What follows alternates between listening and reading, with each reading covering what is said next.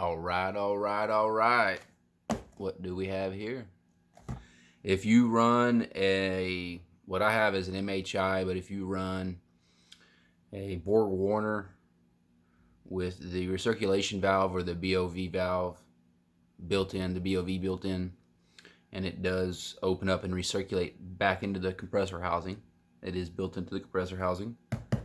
This will help with the latency issue and the inconsistency with the plastic setup that the factory comes with.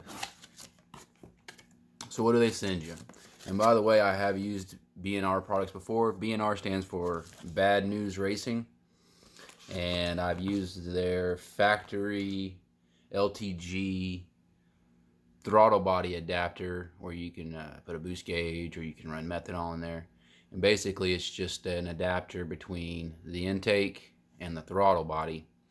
And what that did was, instead of having an abrupt change at the throttle body mount to the intake housing right there where it mounts, and it just opens up and you got a little turbulence right there.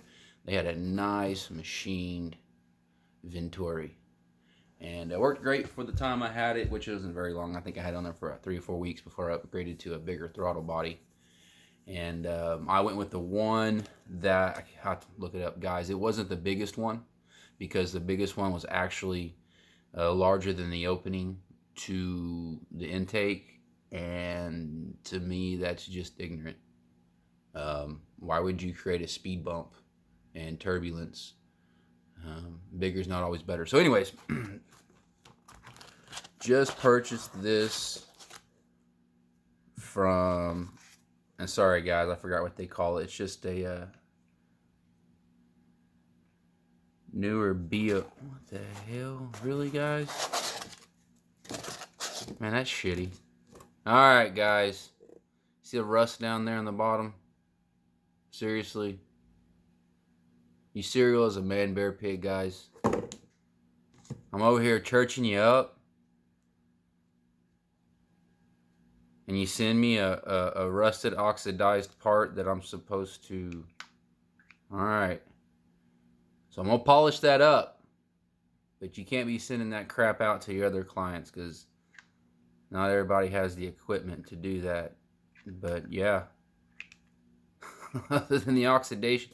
So I would probably honestly, I'd probably get some of those silicone packs. Set that silicone pack right there. And the rust is actually from the cardboard.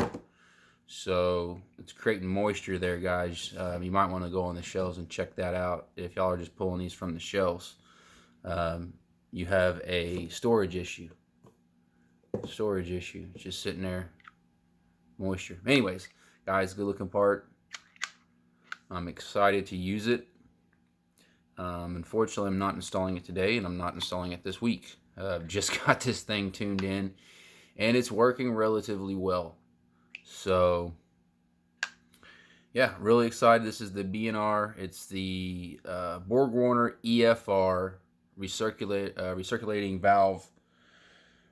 The housing valve, because the other one uses the plastic solenoid on top, and the plastic diaphragm, with the plastic housing with the rubber diaphragm, has been known to, like a brake booster, just serves its purpose at the minimum cost of the manufacturer. So it's a good looking part. I know I'm giving you guys a hard time busting your balls over that right there. I mean, whoever manufactures your boxes, that was on them. So they should have prepared for your product. I'm sure you guys told them you were going to have some form of metal in there, and metal's known to oxidize. So guys, good job. Looks good. I'm excited to put it on. I'll do a before and after video. But so far right now, I really don't need it yet. Maxed out, or I've got the system maxed out about 14, 15 PSI. And with the turbo I do have on that, it's ported with the 20G compressor wheel and a 9-blade turbine, Tdo4 factory upgraded off the LTG. I was having a torque issue under idle, and I want to thank Kyle over at Goat Rope Garage. Was between work and business that I've started running, and just had my head up my rear and missed something, and I was watching one of his shows on a Thursday, and it got talked about. Just kind of one of those, you had to been there to listen to it, and it caught my ear. There was somebody having the same issue I was having. Really didn't get a chance to take time to look into the book and software to address it, and save me some time. So guys, I want to say thank you. Appreciate that over Kyle over Goat Rope Garage. If y'all haven't seen his show, go check it out. It's probably one of the better shows out there for HP tuner or any kind of high performance tuning. There's a few other good shows out there. I do like what was that, HP Academy out of Australia. Them guys, I've learned quite a bit from them years ago, and still today. I love and enjoy watching their videos. Tuning School's got some decent stuff. I mean, they've got some really good content out there on the internet for the especially the Gen 5s, guys. You guys are just gonna have to suck it up, Buttercup. Gen 5s are here to stay. That design platform's been around since my 03 3 Series BMW I've toy around, play with. Mercedes has been using it. Fiat Chrysler uses it. Ford's been using it. Now, guys, if Ford's using it, you're slacking. So it's different. Like everybody said, you're gonna have to, other than the basics of squish bang boom and the concept of how a 4-stroke combustion engine works. The process of controlling those sensors are different. If you have a factory vehicle, you shouldn't have to touch anything. I pulled a cat off of this one, my wife's car, threw everything out of whack. And so you're gonna have to mess around with the torque values on idle and torque values in the VE tables versus some other methods that you would have done with the 3rd and 4th gen. Good videos out there. Again, Tuning School's got some free videos. What's his name over HP? I mean, he had some stuff out years ago, back 2018, I want to say, that he had posted up. And then, of course, Kyle over Goat Rope, man, he's nailing it right now. So give him credit where credit's due.